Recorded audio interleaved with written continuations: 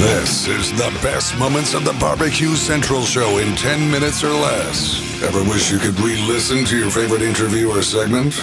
Do you enjoy hearing older shows for the first time in years? Then the best moments of the BBQ Central Show in 10 minutes or less is just what you need. Thanks for listening and enjoy the show. Greetings and welcome to this edition of the best moments of the BBQ Central Show in 10 minutes or less. I'm your host, Jon Solberg, and this edition is being brought to you by The Butcher Shop. The Butcher Shop is home of the A9 Master Kobe briskets, where they are always hand-picked. This father and son team has operated this retail meat market in Pensacola, Florida for the past 15 years. Kevin and Jordan ship nationwide to the biggest names in barbecue. The A9 brisket won both sides of the American Royal Cook-Off, and that happened in 2019. They also ship some of the finest prime, dry-aged Australian Wagyu and Japanese Wagyu steaks to people just like you and me who aspire to be the kings and queens of their backyard. The Butcher Shop always has Berkshire, Compart Duroc, Allegiance Duroc, and Prairie Fresh all-natural pork in stock, and again, it is always handpicked just for you. Are you into any wild game items? How about some bison, some venison, some elk, some ostrich? They even have camel.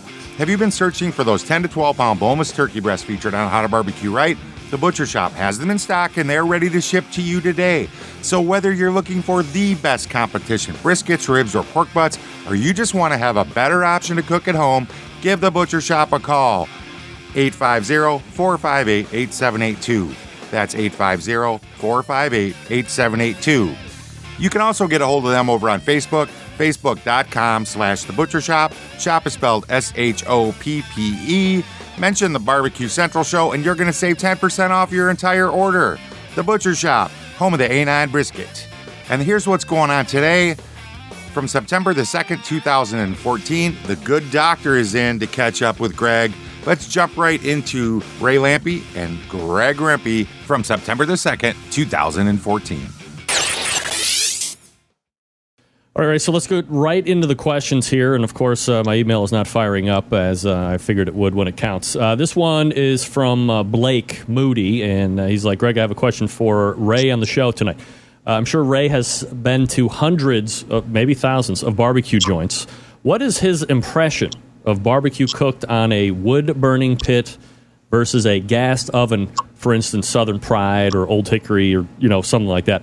I have no idea what the health consequences are, but I imagine that wood has to be better than gas. Just wondered what he thinks if one is better than the other. Well, I'm not a real doctor, so I can't address the whole health issue of it. What? You're not a real doctor? Oh. But, I don't think I've been to 1,000 yet, but I've certainly been to hundreds of barbecue restaurants. It seems to me the guys that are meticulously cooking with wood are creating really good food. I was just in Dallas, and I ate at a place called the Pecan Lodge. It's becoming very famous, a really cool place. It started in a flea market, and they 3 months ago opened this big, beautiful place, and just the nicest damn people, and it's really good. And they're cooking with all wood. They got big, wide open, you're going to cook with wood. You got to have big airflow and you got to watch what you're doing and you got to know what's going on. It's really a big commitment. For most restaurants, it's not practical. And the gas cookers solve that problem. So I don't hate them. The truth is there's a lot of mediocre barbecue out there right now. And most of it's being cooked on Southern Prides and Old Hickories. Doesn't mean the cooker's bad. It means people just don't give a shit. They're serving mediocre barbecue. People buy it, so they're reasonably okay with it. So I don't necessarily think the cookers are to blame because there's places cooking really good food over on Old Hickory. Leanne in Chicago, at Chicago Q, they're cooking really good food. And actually in Chicago also Smoke Berry. They're cooking really good barbecue on Old Hickories and Southern Pride. So you can do it. You just got to know what you're doing and you got to want to. And on the other hand, you can cook really bad barbecue on a wood burner too. If those guys don't know what they're doing and you just keep chucking logs in and you don't get the right airflow, that could be bad too. So I'm not that biased about your pit. I want to eat the food. Yeah, I think two things on that. I've had really good barbecue over visibly wood-burning pits, which has been great. I've had incredibly not great wood-burned barbecue, and vice versa. It's been good on gas, and it's been not good on gas. The thing that I am continually perturbed about, and it's almost like a cycle that just continues to regenerate itself every year, is you have average barbecue joints that are looking to half-ass the work, figure out a way to do it easily, cost-effectively, most profit return or return on the investment per se. And then you have people that are buying it, and they either don't know any different, they've never been educated on what a good barbecue would taste like, so they think they're happy as a pig in shit. So they're continuing to eat the bad stuff, saying how great it is. This guy's happy for doing mediocre work and getting a lot of profit.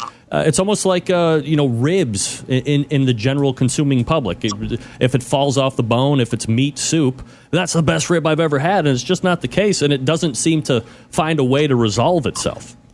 Yeah, it's a shame actually, but you're right. That mediocre food. Well, people like places like Applebee's and Chili's because it's very familiar. The service is good. We will on this tailgate tour. We'll eat in a lot of different restaurants.